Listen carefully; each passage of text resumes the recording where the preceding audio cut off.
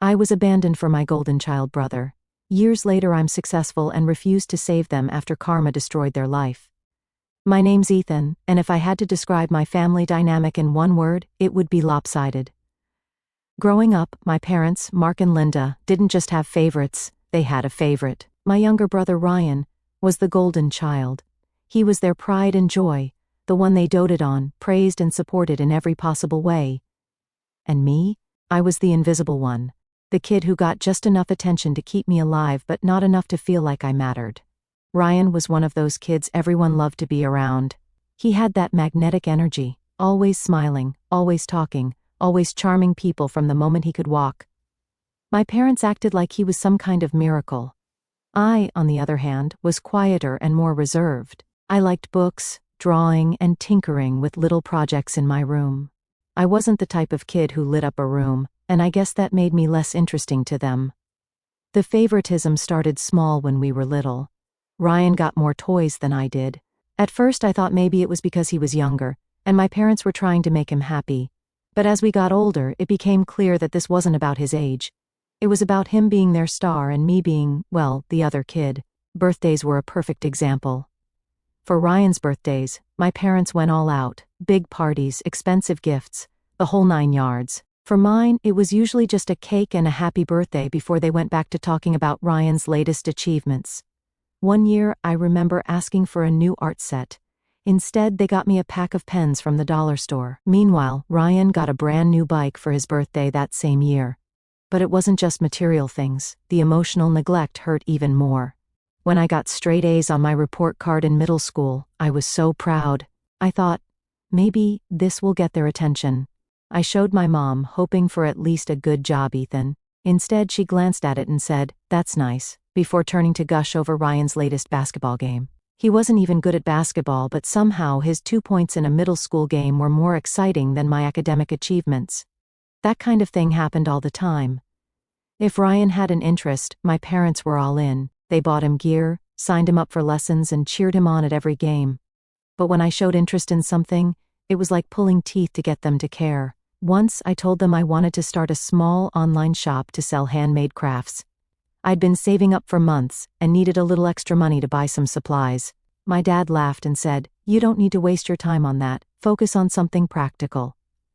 Then, a few months later, Ryan announced he wanted to start a fitness gear brand. My parents immediately opened their wallets. They helped him buy equipment, paid for a professional website, and even hired a graphic designer to create his logo. I remember sitting there, watching all this unfold, and thinking, why does he get everything handed to him while I have to fight for scraps? By the time I hit high school, I had learned to stop expecting anything from them. Ryan was their world, and I was just the guy who lived in the same house. They were so focused on making sure Ryan succeeded that they didn't notice I was slowly pulling away. Ryan, of course, loved being the center of attention. He had this smug attitude, like he knew he was the favorite and enjoyed rubbing it in my face. If I got a new pair of shoes, he'd laugh and say, "Finally upgrading from those hand-me-downs?" If I tried to join a conversation at the dinner table, he'd interrupt and steer the topic back to himself. It wasn't just annoying, it was humiliating. I felt like I didn't belong in my own family. My parents encouraged Ryan's behavior by never calling him out. If I complained, they'd say I was being too sensitive or that Ryan was just joking. One incident stands out in my memory. It was during my senior year of high school, and I had entered a regional competition for small business ideas. I spent weeks preparing my pitch, designing prototypes, and perfecting my presentation. When I won first place, I came home bursting with excitement. I told my parents, thinking maybe, just maybe, they'd finally be proud of me. My dad's response? "That's nice, but have you seen Ryan's new logo? So professional looking." My mom didn't even look up from her phone. I went to my room that night and cried, not because I wanted their approval anymore, but because I realized I'd never get it. That was the moment I decided I needed to get out. I couldn't keep living in a house where I was constantly overlooked and undervalued. I started making plans to leave as soon as I graduated, but of course, leaving wasn't going to be easy. My parents had sunk so much money into Ryan's business that there wasn't much left for me. When I told them I wanted to move out and focus on my own small business, they shut me down immediately. My dad said, We can't spread ourselves too thin. Ryan's business is the future of this family. It was like a slap in the face. They didn't even consider my dreams or ambitions because they were too busy propping up Ryan. That's when I realized I couldn't rely on them. If I wanted a better life, I'd have to build it myself without their help. So that's exactly what I did. After the disaster of my high school years and my parents' blatant favoritism, I knew I couldn't stick around much longer. What little faith I had left in them vanished when they poured thousands into Ryan's half-baked business idea while outright dismissing mine. That was the final straw. I decided I wouldn't wait for anyone to hand me an opportunity. I'd make one for myself. But here's the thing. When you've been ignored and underestimated your whole life, you learn to keep your plans quiet. I wasn't about to announce to my parents that I was working on my own business, not when they were so dismissive of me. So, I went underground. My first step was saving every penny I could. I worked part-time jobs after school, tutoring, babysitting, even some freelance work online. I'd lie to my parents and say I was volunteering at the library, or studying at a friend's house. They didn't ask many questions, probably because they were too busy hovering over Ryan's every move. With the money I saved, I started teaching myself the basics of running a business. I'd stay up late watching tutorials on marketing, web design, and product sourcing. It wasn't glamorous. I worked out of my tiny bedroom, often hiding my laptop screen when someone walked in. It felt sneaky, but honestly, it was exhilarating. For the first time, I was working towards something that was mine. My idea was simple. I wanted to create custom-designed products. Things like mugs, tote bags, and stationery that appealed to niche audiences. It wasn't groundbreaking, but I believed in it. I researched trends, designed mock-ups, and even found a small supplier willing to work with me on a budget. The first time I made a sale, I thought I was going to cry. It wasn't a lot of money, just $15 for a custom mug. But it felt like I'd won the lottery. Someone out there valued something I created. Meanwhile, Ryan's business was flopping spectacularly. He'd come home from meetings with his team, a couple of his friends who spent more time drinking than working, and complain about how hard it was to get clients. My parents, instead of holding him accountable, just threw more money at the problem. They paid for new equipment, a marketing consultant, and even rented a small office space for him. I overheard my dad once say, "Don't worry, Ryan, these things take time, you're building something big here." It took everything in me not to laugh. Ryan barely lifted a finger, yet my parents treated him like he was the next Steve Jobs. While Ryan was squandering their resources, I was quietly scaling up my little operation. My online shop started gaining traction, thanks to some clever social media marketing and word of mouth. I'd post on forums and groups where my target audience hung out, subtly plugging my products without coming across as pushy. Slowly but surely, orders started coming in. By the time I graduated high school, I was making enough to support myself. I didn't tell my parents, of course. They assumed I was still just figuring things out. When I told them I wanted to move out, they barely blinked. My dad said something like, "Good for you. Maybe you can help Ryan with his business now that you'll have more time." I had to bite my tongue to keep from snapping. Instead, I just smiled and said, "Sure, Dad." What they didn't know was that I wasn't moving out to help Ryan or to stay close to home. I'd already found a small office in another state, far enough that they wouldn't drop by unannounced. It wasn't anything fancy, just a single room with peeling wallpaper and a creaky chair. But it was mine. I signed the lease the day after graduation. For the first time in my life, I felt free. Setting up my office was one of the happiest moments of my life. I spent days rearranging furniture, setting up my computer, and organizing inventory. It was hard work, and there were moments when I doubted myself, but I loved every second of it. One of the first things I did after moving out was expand my product line. I introduced personalized notebooks and planners, which turned out to be a huge hit. I also started offering custom designs for bulk orders, like corporate gifts or wedding favors. The business grew faster than I expected. Within a year, I was making enough to hire a part-time assistant to help with packing and shipping. By the second year, I'd upgraded to a larger office and brought on 2 more team members. Meanwhile, my parents still thought I was working a side job and occasionally helping Ryan. They didn't ask for details, and I didn't offer any. It was almost funny how little they cared about what I was actually doing. Ryan, on the other hand, was struggling more than ever.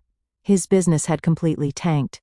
The office my parents rented for him was empty most days, and his website hadn't been updated in months. My dad still tried to prop him up, saying things like, "These are just growing pains," but even he was starting to sound tired. By the time I hit my third year in business, I was making more money than I ever thought possible. I had multiple revenue streams, a loyal customer base, and even a few partnerships with local retailers. I didn't just feel successful, I felt vindicated. All those years of being overlooked and underestimated had led to this moment. My parents had put all their faith in Ryan, and he had let them down. Meanwhile, I had built something from nothing, all on my own. But the funny thing was, they still didn't notice. I'd come home for the occasional holiday dinner, and my dad would always ask, "So Ethan, when are you going to get serious about your career?" I wanted to laugh in his face. Instead, I'd just say, "I'm working on it, Dad," and leave it at that. Little did they know I wasn't just working on it, I was thriving. I was sitting in my office one morning, scrolling through emails and planning out my next product launch, when my phone buzzed. I don't usually answer calls from unknown numbers, but something about this one made me pick up. "Hey Ethan, it's Dad." I froze for a moment. My dad doesn't call me often. Hell, he barely calls me at all unless there's some sort of favor he needs. I leaned back in my chair and said, "Hey Dad, what's up?" There was an awkward pause before he started talking. "Your brother, well, Ryan's got another business idea, and we're all pitching in to help him get started again. He really wants to get it right this time." I felt my stomach twist. It wasn't anger exactly, it was more like disappointment, that familiar weight I'd been carrying since I was a kid. "Okay," I said cautiously, waiting for the inevitable ask. "Well," Dad continued, "we thought it would be great if you could come home for a family meeting, to brainstorm and help Ryan get this thing off the ground." And there it was. The real reason for the call. I laughed, I couldn't help it. "You want me to help Ryan with another business idea?" "Don't laugh, Ethan," he said. "He's learned a lot since the last one didn't pan out, and families should stick together during times like this." I leaned forward, resting my elbow on my desk. "Dad, with all due respect, why would I do that? You've never once asked me for help before." He sighed, and I could almost hear him massaging his temples through the phone. "Look, Ethan, it's not just about Ryan, it's about the family's reputation. People are starting to talk, They're wondering why Ryan can't seem to make anything work. If we all come together, we can help him turn things around and shut those people up." That's when it hit me. This wasn't about family. It wasn't about Ryan. It was about appearances, as always. My parents didn't want to help Ryan because they believed in him. They just didn't want to look bad in front of their friends and neighbors. "I'm sorry, Dad," I said, trying to keep my voice steady. "I've got my own business to run. I don't have time to play cheerleader for Ryan." That's when the guilt trip started. My dad launched into a monologue about how much they'd sacrificed for us, how hard it was to raise two boys, and how I should be grateful for everything they'd done. I stayed silent, letting him ramble. When he finally ran out of steam, I said, "I'm not coming home, Dad. I've got too much on my plate." The line went quiet for a moment, and then he said, "If you don't come, we'll stop supporting you financially." I almost laughed again. "Dad, I haven't needed your money in years. Stop pretending like you've been supporting me." There was a long pause. "What's that supposed to mean?" It was petty, but I couldn't resist. "It means I've been running my own business for the past few years. I'm doing fine without your help." I could hear the disbelief in his voice. "You're joking." "I'm not. I've got a thriving business, Dad. I'm making more than enough to take care of myself, so no, I won't be coming home to help Ryan." There was a long silence, and then he hung up without another word. I thought that was the end of it, but of course it wasn't. The next day my mom called. "Ethan, sweetheart, we need to talk." Her voice was soft, almost pleading, but I knew better than to fall for it. "What do you need, Mom?" She sighed dramatically. "It's about Ryan. He's been so stressed lately, and your father and I are worried about him. We think it would mean a lot to him if you came home and supported him.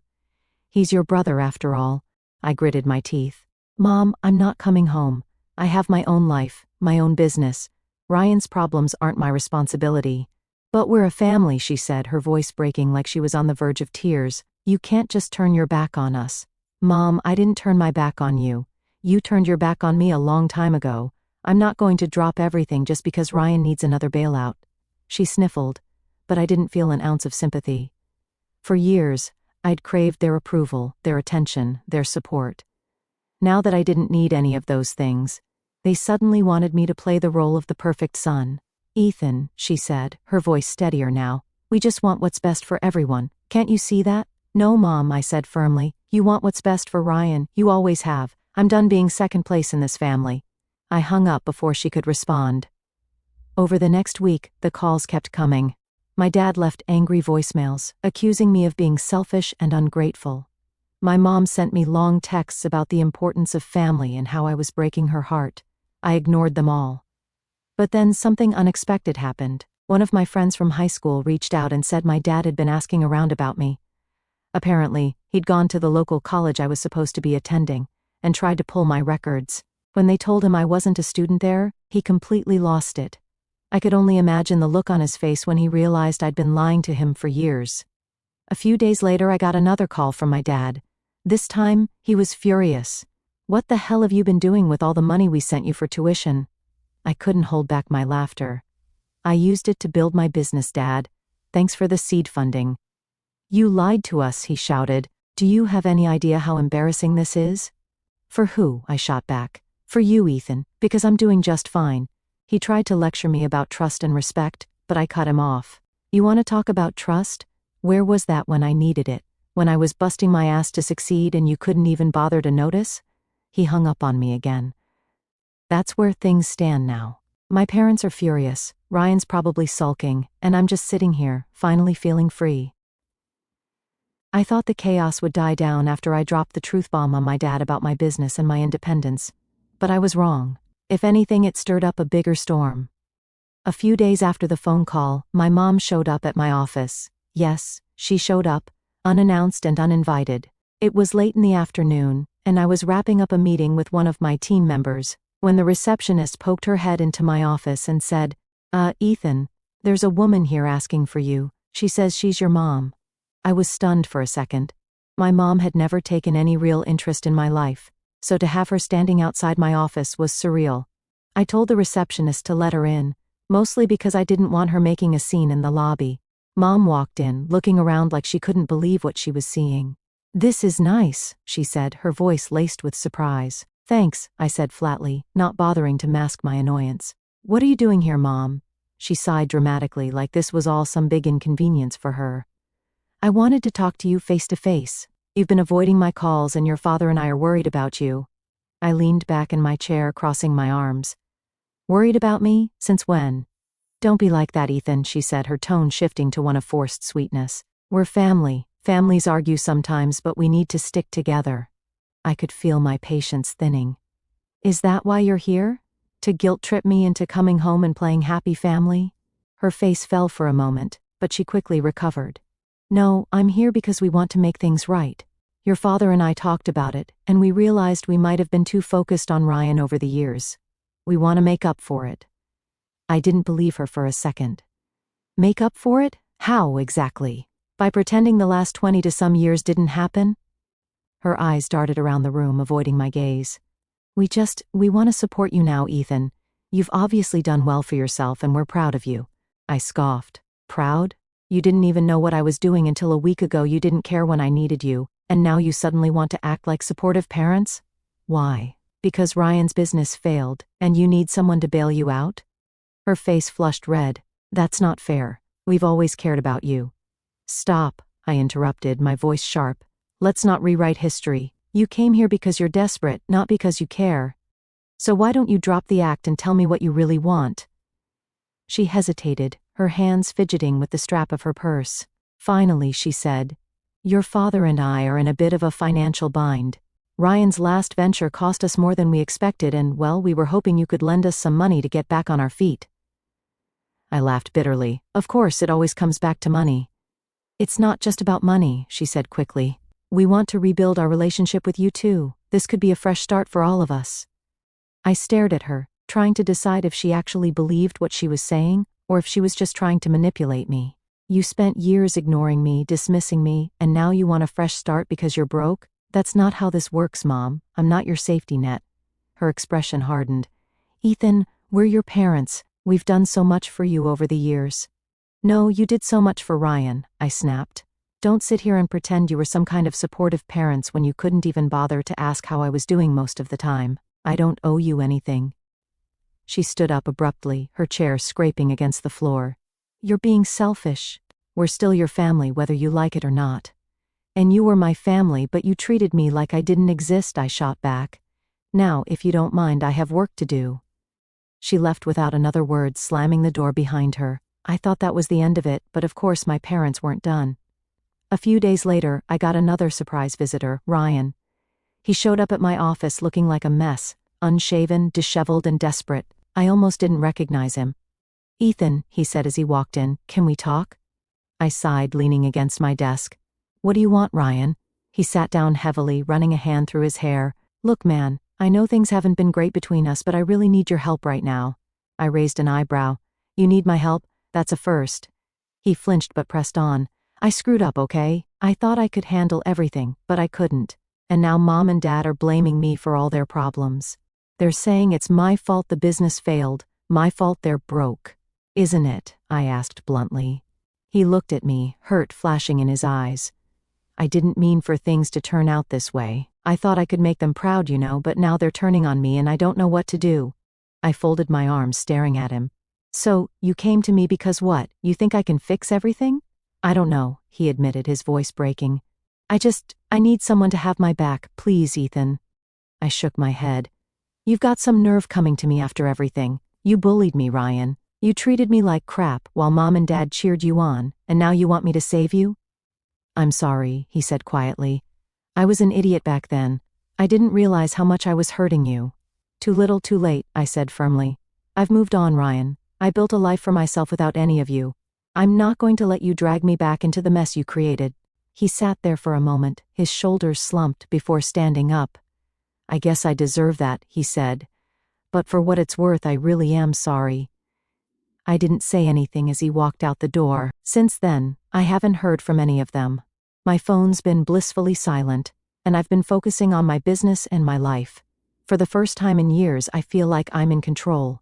I thought I'd seen it all after my parents, and Ryan tried to guilt-trip me into helping them. I thought I could finally put all their drama behind me and move forward with my life. But life, as it turns out, has a funny way of throwing one last curveball when you least expect it. About a month after Ryan's desperate visit, I got a letter in the mail. Not an email, not a text, an actual letter. I can't remember the last time anyone had written to me, so I was intrigued enough to open it. The handwriting was familiar, my mom's. The letter was long, rambling, and honestly hard to read in some places because of the smudges where tears had clearly hit the page. She started with the usual, how she and my dad missed me, how they regretted everything that had happened, and how much they loved me. But then it took a turn. Apparently, things at home had gotten even worse. The house they'd lived in for decades was gone. My parents had over-leveraged everything they had to fund Ryan's businesses, and when the last one failed, they couldn't keep up with the mortgage payments. They'd been evicted a few weeks ago and were now living in a tiny apartment on the outskirts of town. Ryan, the golden child, had cut and run. He'd taken what little money he had left and moved in with a friend 2 states over. He wasn't answering their calls, and my parents were furious. My mom wrote that she couldn't believe Ryan would abandon them after everything they'd done for him. It was ironic, really. They had spent their entire lives bending over backward for Ryan, showering him with love, support, and resources, only for him to leave them high and dry when things got tough. Meanwhile, the son they'd ignored, the one they dismissed as too sensitive or not ambitious enough, was the only one still standing. The letter ended with a plea. My mom begged me to come back, to forgive them, and to help them rebuild their lives. She said they didn't have anyone else to turn to, that they'd learned their lesson and wanted to make things right. I put the letter down and sat in silence for a long time. Part of me wanted to believe her. Part of me wanted to be the bigger person, to go back and try to fix what was left of our family. After all, they were still my parents, and despite everything they'd done, or hadn't done, I couldn't completely shut off the part of me that craved their love and acceptance. But then I thought about all the years I spent waiting for them to care about me, all the birthdays and holidays where I was an afterthought, all the times they made it clear that Ryan was their priority, and I was just the background character in their perfect little family narrative. I couldn't go back. A few weeks after I got the letter, I heard from my aunt, the only extended family member I still kept in touch with. She called me out of the blue, her voice low and hesitant. "Ethan, I don't know if you've heard, but your parents are in real trouble. I figured, I said, not bothering to hide my lack of sympathy. They lost the house, she continued, but it's worse than that. Mark, your dad, he had a big argument with one of his old clients, and it's blown up into a lawsuit. They're being sued for damages, and if they lose, they'll have nothing left. I rubbed my temples. What do you want me to do about it? She hesitated. I'm not saying you owe them anything, Ethan. God knows they've treated you terribly, but they're your parents. I just thought you should know. I thanked her for letting me know and hung up. That night I couldn't stop thinking about everything. My parents had made so many bad decisions, so many mistakes. But at the end of the day, they were still human. Flawed, selfish, and short-sighted, sure, but human nonetheless. I wasn't going to swoop in and save them. I wasn't going to pour my hard-earned money into their endless pit of bad choices. But I decided I could give them one thing, closure. I called my mom the next day. She picked up on the first ring, her voice shaky and emotional. Ethan, is that you? It's me, I said. Oh, thank God, she whispered. I've been praying you'd call. How are you? Are you okay? I'm fine, I said, keeping my tone neutral. I just wanted to talk. She started crying, real guttural sobs that made me feel uncomfortable. After a few moments, she composed herself enough to speak. Ethan, I'm so sorry for everything. For how we treated you. You didn't deserve that. None of it. I know I didn't, I said, and I appreciate the apology, but it doesn't change what happened. She sniffled. I know, I don't know how to fix this. You can't fix it, I said bluntly. It's too late for that, but you can learn from it. Maybe someday we can have a relationship, but it's going to take time, and it's going to take real effort from you and Dad. We're willing to do whatever it takes, she said quickly. We'll prove it to you, Ethan, I promise. I didn't respond right away. I knew better than to put too much stock in her promises. Take care of yourselves, I said finally. That's all I can say right now. We hung up, and I felt an odd sense of peace. For the first time in my life, I felt like I was in control of my relationship with my family. Final update. Hey Reddit, it's me again. I know I said I was done with my parents and their drama, but life has a way of complicating things. I've been sitting with everything for the past few months, and I realized something. No matter how much they've hurt me, they're still my parents. That doesn't mean I'm forgiving everything overnight, or pretending it didn't happen. It just means that I couldn't shake the thought of them struggling, homeless, and hopeless. As much as I wanted to stay detached, the idea of walking away entirely started to feel wrong.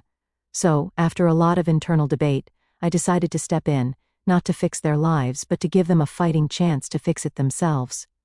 I made one thing clear to myself. This wasn't about being the hero or proving a point. This was about setting boundaries and doing what I felt was right. A few days ago, I drove to the tiny apartment my parents had moved into after losing the house. I hadn't told them I was coming, and I wasn't sure what to expect. When I knocked on the door, my mom answered. She looked older than I remembered, more worn down. Her eyes widened when she saw me. Ethan, she whispered. You came. Yeah, I said, stepping inside. The apartment was small, cluttered, and depressing. My dad was sitting on the couch, flipping through a stack of papers. He looked up when he heard my voice. Ethan, he said gruffly, standing up. What are you doing here? I looked between the two of them and took a deep breath. I'm here because I've been thinking about everything, and I've decided I want to help. Not because I owe you anything, but because I want to. My dad's face twisted in confusion, while my mom's eyes filled with tears. Ethan, you don't have to do this, she said. We don't deserve it. You're right, I said bluntly. You don't, but that's not the point. I'm not here to rehash the past. I'm here to give you a chance to get back on your feet. That's it. No strings attached, no guilt trips, just a chance. My dad sat back down heavily, running a hand through his hair. How? He asked after a long silence.